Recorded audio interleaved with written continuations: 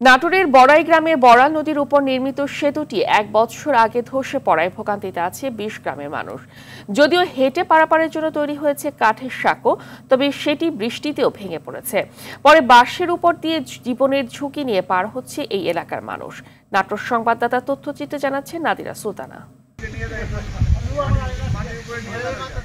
1 বছর আগে ধসে পড়েছে নাটোরের বড়াইগ্রাম উপজেলার বড়াল নদীর উপর নির্মিত সেতুটি পৌর এলাকার লক্ষ্মীকোল কয়েন আঞ্চলিক সড়কের চক বড়াইগ্রাম এলাকায় নির্মিত। ধসে যাওয়ার পর বন্ধ হয়ে যায় এই সেতু দিয়ে নগর ইউনিয়ন ও পৌর এলাকার লাখো মানুষের চলাচল। পরে পৌর মেয়রের উদ্যোগে কাঠ দিয়ে একটি সাঁকো তৈরি করা হয়। সম্প্রতি বৃষ্টি পানিতে স্রোত সৃষ্টি হলে সেটিও ধসে পড়ে, আবারও বন্ধ হয়ে যায় যাতায়াত। বিপাকে পড়েন মানুষ। 1 বছরের বেশি সময় হলো এই ব্রিজটি ভেঙে যাওয়ার পরে তৎকালীন এমপি মহোদয়, জেলা প্রশাসন, উপজেলা প্রশাসন এবং পৌর প্রশাসনের সমন্বয়ে সাধারণ লোকজনের যাতায়াতের জন্য কাঠের চারাট করে যাতায়াতের ব্যবস্থা আছে।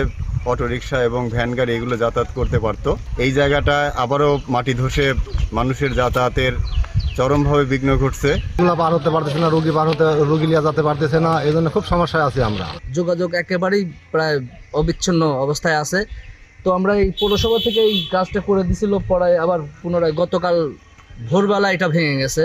আবেদন যে এই রাস্তাটা অতি দ্রুত যেন কার্যকর করা হয়। এই সেতু ধসে যাওয়ায় স্বাস্থ্য কমপ্লেক্স, থানা ও পৌরসভার সেবা নিতে মানুষকে 10 কিলোমিটার ঘুরে আসতে হচ্ছে। যাতায়াত করতে পারছে না স্কুল কলেজের শিক্ষার্থীরা। পারাবার কি করে ওই বোনপাড়া দিয়ে ঘুরে যাওয়া লাগে, এটারই তো ঘুরে যাওয়া লাগে বোনপাড়া মেরিগাছা দিয়ে। ব্রিজে যাতায়াতের জন্য যেতেও খুব কষ্ট হচ্ছে। একটু যদি তাড়াতাড়ি ব্রিজটা হইতো আমাদের ভালো হইতো। যাইতে পারতেছি না, আমরা পরীক্ষা দিচ্ছি, 1 বছর হলে ব্রিজটা নষ্ট হয়ে গেছে, এটা সারা হচ্ছে না, আমাদের যাইতে খুব কষ্ট হচ্ছে। রোগী টুগি নিয়ে আসতে পারতেছি না, ডেলিভারি রোগী নিয়ে 10 কিলো রাস্তা ঘুরে যাওয়া লাগে মেডিকেলে। শিক্ষার্থী পরীক্ষা দিতে যাবে, সেটাও পারতেছে না। বৃষ্টিতে ভেঙে যাওয়া সেতু চলাচলের জন্য মেরামতের কথা জানান এই কর্মকর্তা। বর্তমান এই পরিস্থিতি কাটানোর জন্য এডিপি থেকে স্যারের যে বরাদ্দ, সেখান থেকে উনি 3 লক্ষ টাকার একটি বরাদ্দ দিয়েছেন, যেটির মাধ্যমে এটা তাৎক্ষণিক সমস্যাটা সমাধান হতে পারে আমাদের। স্যার বললেন যে এখানে অলরেডি 3 কোটি টাকার একটা যাতে ব্রিজ হয়, যেটার কারণে এই আমাদের নগর থেকে চলাচলের, নগরের মানুষদের বোলপাড়া যাওয়া বা বড়াইগ্রামে যাওয়ার যে কষ্ট হচ্ছে, সেই কষ্টের সমাধান ইনশাল্লাহ হয়ে যাবে।